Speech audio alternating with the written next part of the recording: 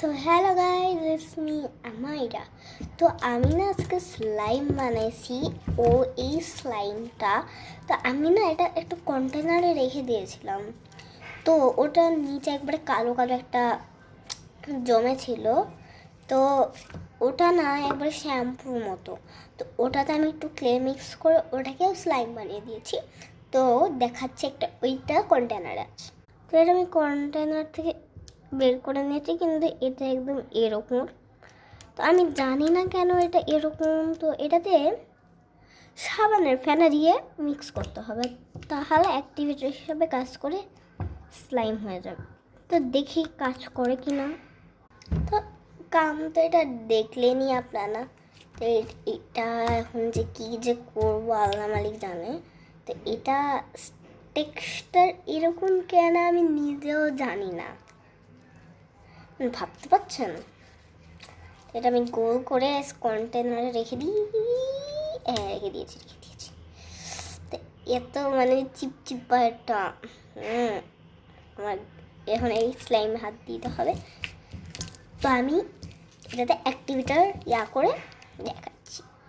আমি চলে এসেছি, কিন্তু এটার টেক্সচার এত সুন্দর হয়েছে আপনাদের আমি বলে বোঝাতে পারবো না। তো এত সুন্দর টেক্সচার আমি জীবনে দেখিনি, যে আমি এটা বানিয়েছি আমি ভাবতেই পারছি না। তো এটা কিছু কালারে বদলাতে হবে, কিন্তু আমার কাছে তো ক্লেই আছে, কালার তো নয়, মানে পেন্ট কালার নয়, ওয়াটার কালার আছে। তো এটা দিয়ে তো হবে না আমি জানি, বাট আল্লাহ জানে হয় না। তো স্লাইম তো আমাদের রেডি। আজকের জন্য এতটুকুই, টাটা বাই বাই।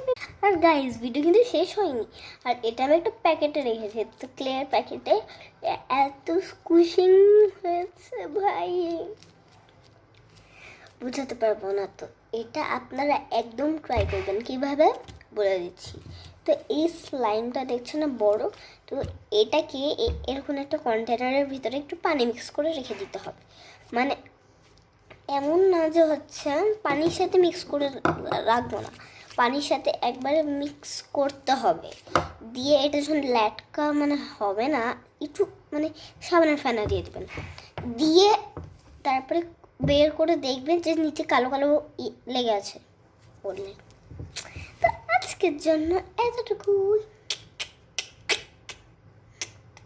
তো টাটা বাই বাই। আর যে আমার ভিডিওটা সাবস্ক্রাইব করবে না, আমি আর ভিডিওই বানাবো না।